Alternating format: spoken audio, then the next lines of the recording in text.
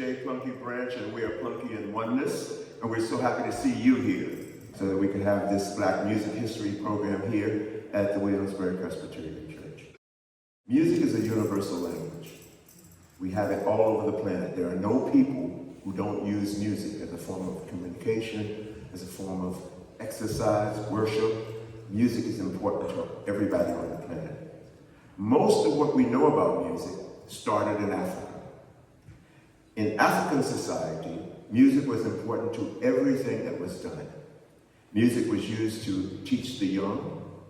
Music was used to prepare people to farm and raise the crop. Music was used to prepare the men for battle. Music was used for education and history. So music was an important part of everything that was done in African culture. Now, the Africans used several principles in their music. One was the principle of polyrhythms, many different rhythms played at once. African rhythms were important to their sense of time. Africans also used something called improvisation. Improvisation is a noun that comes from the verb to improvise. It means to make up something new right now, to create something new on the spot. And in African music, improvisation is an important part of what we use. We want to improvise. We want to make every time we play a song new to this moment. Now that's slightly different from classical music. In classical music, classical or European composers go to great lengths to write down every note that they want you to play. They tell you when to be fast or slow, get loud or soft. But in African music, we want every time we play the song to be different. We want it to be specific to this moment. And then another principle of African music is that we use high energy. Because the Africans believed that if you express enough or use enough energy, you could commune with this higher spirits or the ancestors. That you would go through rituals of dancing and playing exuberant loud rhythms, and eventually the spirit would come and infuse you. And so those principles, polyrhythms, improvisation, and high energy. Now, the Africans were also the first to create instruments. They created families of instruments. One kind of instrument that they used was called I'm going to start with membranophones. Membrane means skin. So when we say membranophones, we're talking about the instruments that the skin of an animal makes the sound. So instruments like the drum, the conga drum, log drums, different kinds of drums where you stretch an animal skin over a piece of log to create a drum to make the sound. And that's where they would use these polyrhythms that I was talking about. Many different drums and other instruments playing at the same time. Now, those membranophones became the modern day drums. And at this point, I want you to hear the modern day drums.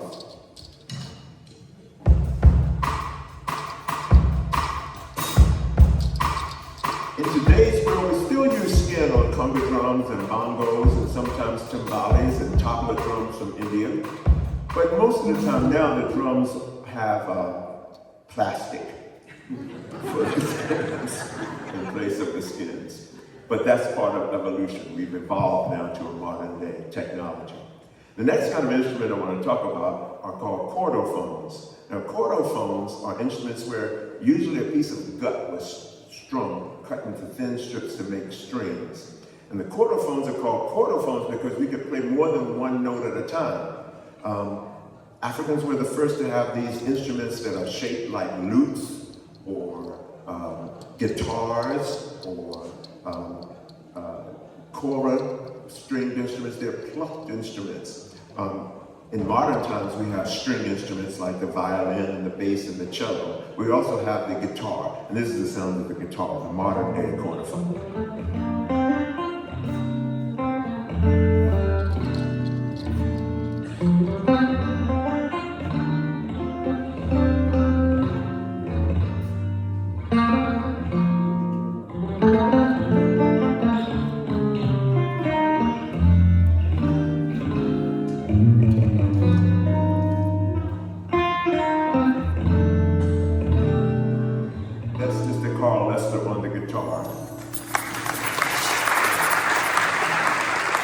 But I neglected to introduce, this is Jeremy Evans, who was playing the drums.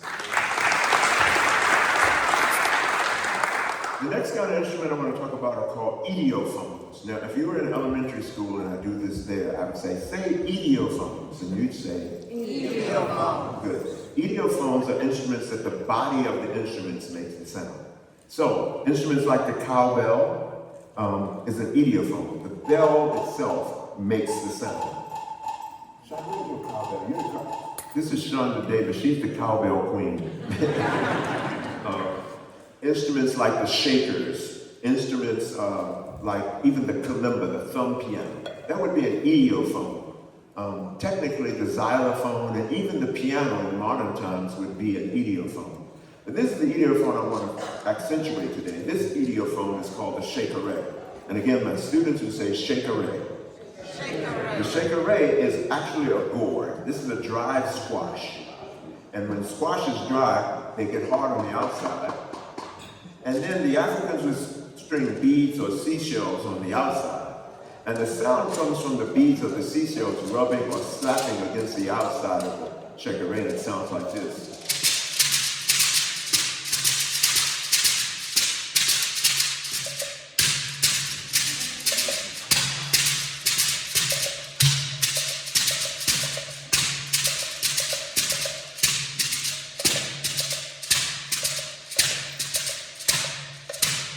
Shakeré. Now, these gourds, sometimes in North Carolina, they use them for birdhouses. Sometimes they're used for storage in Africa. You store flour or even water is carried in. So they're multi-use. Now, the Africans were used to using things that they found in their environment to make this music. I'm going to skip around in this little talk so that we can get to some music. I want to introduce a couple of other instruments because we've talked about chordophones and idiophones and membranophones.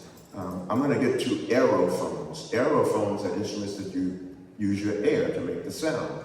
And the first aerophones were probably flutes or reed instruments or actual instruments made from the horns of animals, so we call them horns. Those are aerophones. I'm not going to demonstrate the aerophones right now. First, I'm going to introduce two electronic instruments because we have now modern day technology. And these don't fit necessarily neatly into the African categories. But I want to introduce the keyboardist. Over here is Mr. Fabian Lance. And Fabian Lance is playing electric keyboards. The electric keyboards are descendants of the piano. The piano, I just heard on the radio today, coming down there, a little teeny talk, it was Dave Cars on his smooth jazz show was talking about the piano. And when the piano was invented, piano came from the harpsichord. The harpsichord could only play one note at a time. And I've forgotten the gentleman's name who invented the piano. He wanted to be able to play more than one note at a time. Can you demonstrate this sound of the keyboard?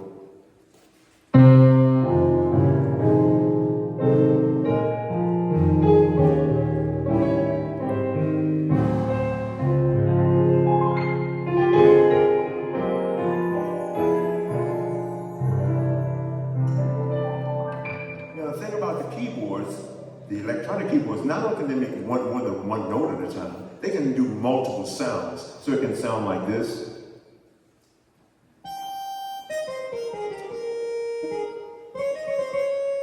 Or pull up another patch, or it can sound like this.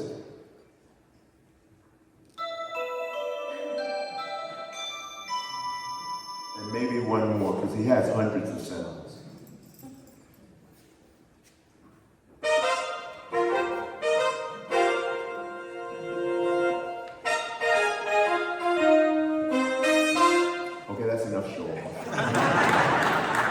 Some of our instruments only can make one sound. The other electronic instrument I want to show you is, this is my son. His name is Jamiah. We call him Fire. Say hi, Fire. Now, Fire has a couple of MPCs. These are sampling keyboards, and he can make sounds.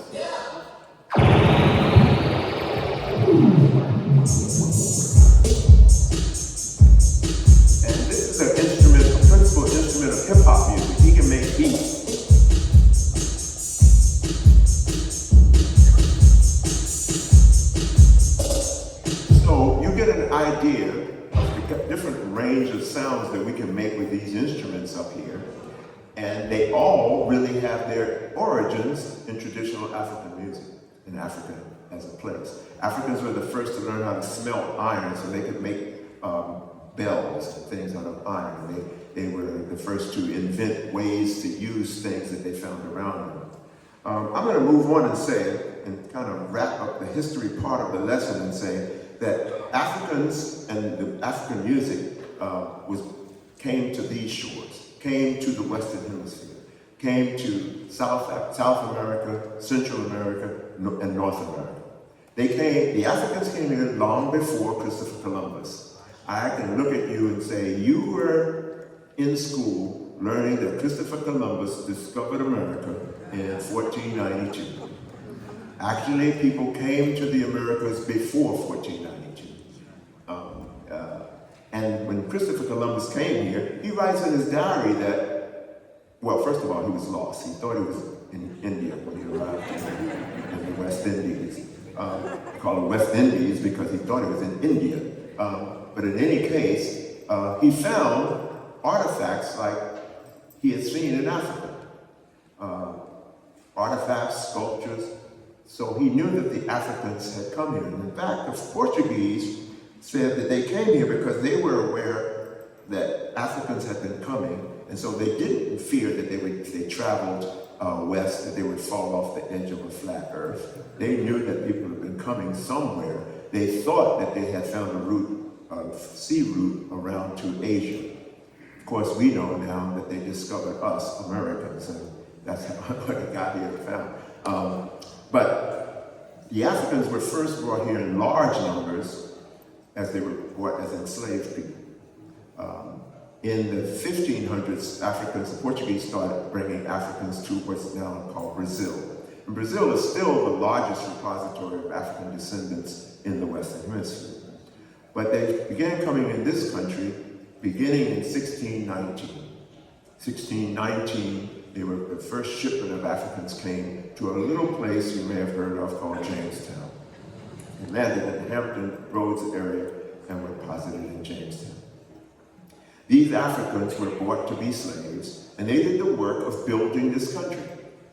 They did farm work. The Africans were the first to learn how to smelt iron, so they did iron works. They were able to farm. They taught some of the settlers how to use fertilizer and other things that they knew in their society. And the Africans brought their music. Now, the slave masters often did not allow them to play their music. And they certainly were forbidden to play the drums and to speak in their native languages because the slave masters felt that they might rebel. They could communicate in secret, so he couldn't play the drums and he couldn't speak his native language. But the Africans were able to fashion ways to keep their musical heritage alive by keeping their rhythms alive and singing and chanting and using their bodies and their fences and their tools to make rhythm. And this found favor with the slave masters because they found two things. One, if the Africans were playing those rhythms and singing and chanting, they always knew where they were. They could hear in the distance that they were where they're supposed to be. And even more importantly, they discovered that the Africans were much more efficient when they were allowed to sing. Now, some of you may work out, you may jog, or you may work out in the gym, and some of you may wear headphones or listen to music, and you'll find that you can do a lot more when you do it in rhythm. You are much more efficient at work. And so in this way, the Africans were allowed to keep their musical heritage alive, and then they created what would be the first American music, the slave work songs, the songs that they sang in the fields. And moving forward, the Africans were taught Bible stories to save their souls.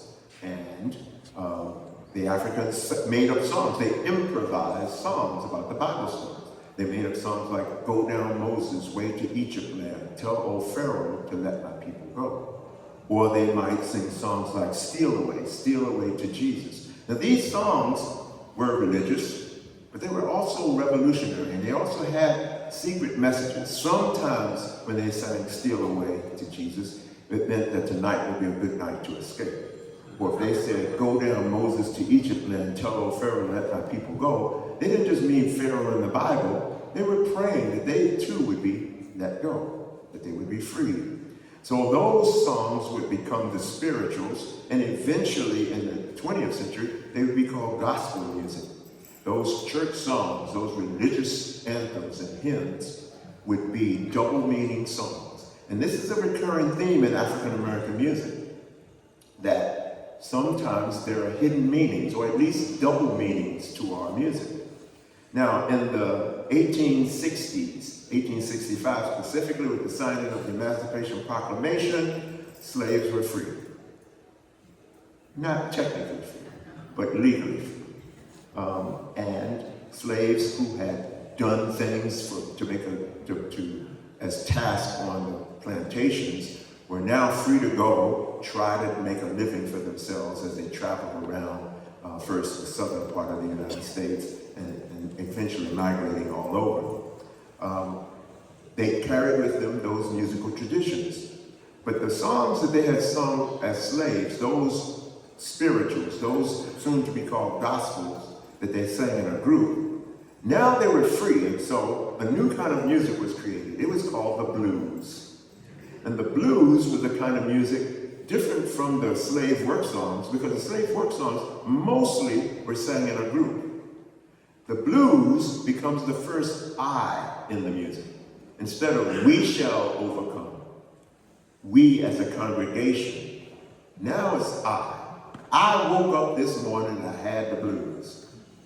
And those slaves who had been musicians, I didn't tell you, but on the slave plantations, oftentimes the black people were not just slaves and workers in the field, they were also the entertainment in the early American life. Because they were natural musicians, they had come out of societies that music was endemic and important to everything they were done. And so they were quick to pick up instruments like the violin, or they might even play on bones or tambourines, or in the rare instances where they were given horns, they could make this music, and they were the entertainers of early American life. If you wanted to hear music back then, you couldn't turn on the radio. There were no record players or CDs. You had to have live people play it. And so sometimes the musicians were the people who were slaves, and sometimes the musicians were able to play for themselves as well. And so those musicians then migrated as blues musicians and going to some of the larger cities in the country. One of those cities was New Orleans. And near the end of the 1800s, New Orleans became a center of place where there were lots of different kinds of music. In the late 1800s, pianos became in vogue. Even some poor people had pianos in their houses. Why? Because if they wanted to hear music, it had to be live. No record players, no radios.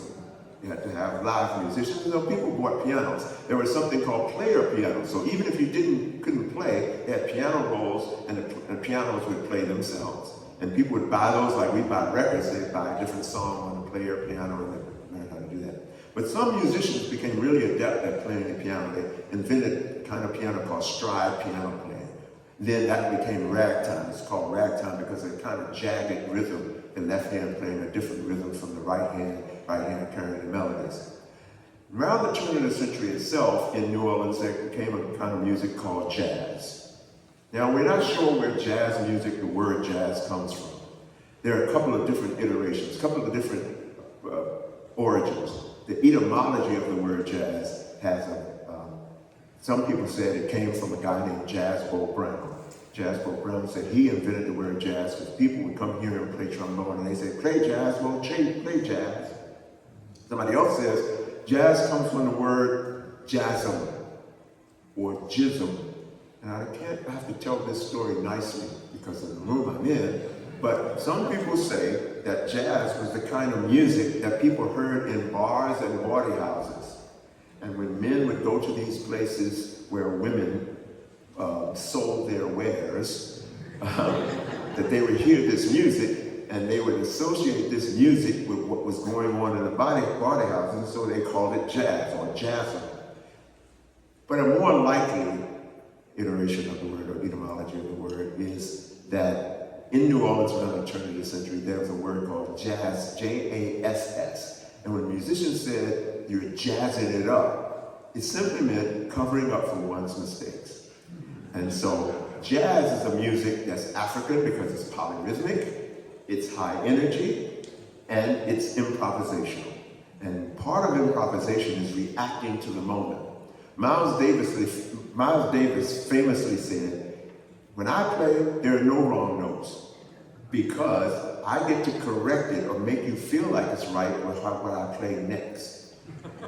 And that's part of improvisation. You're reacting to what you hear from yourself and the other musicians and making it collectively sound right. Jazz is a very democratic music. Everybody gets a chance to play. Everybody gets a chance to contribute to the whole. Everybody has a voice, but we're working together to make the whole a better thing.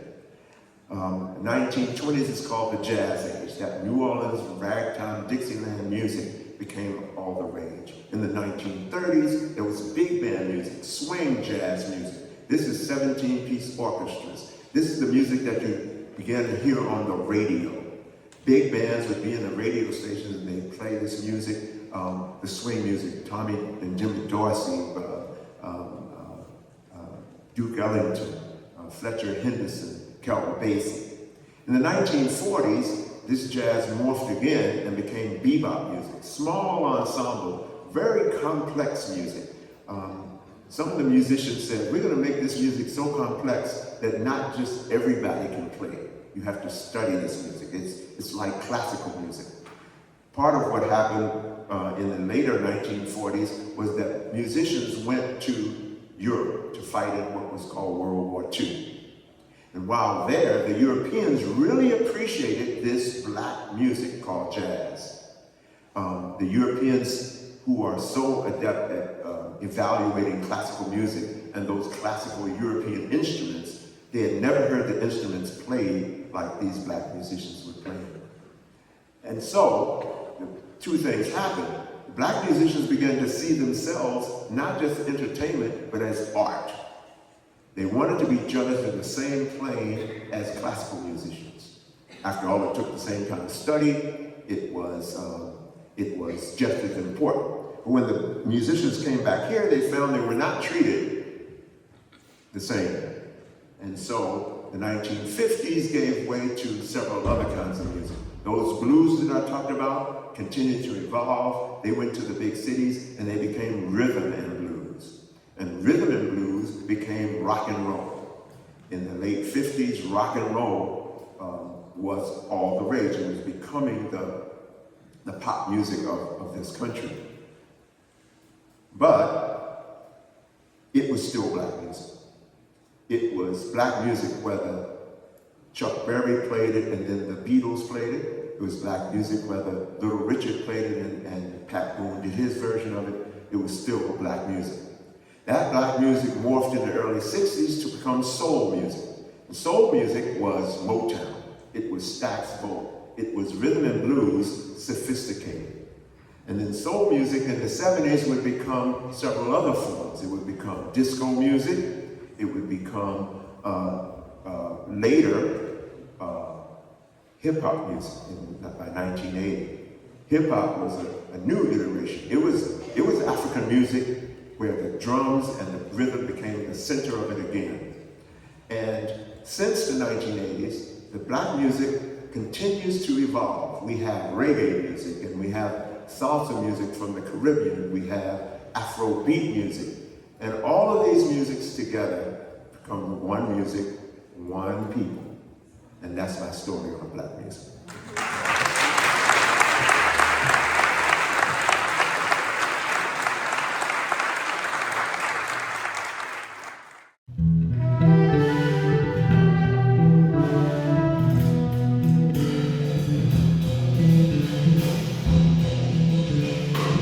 Jazz music.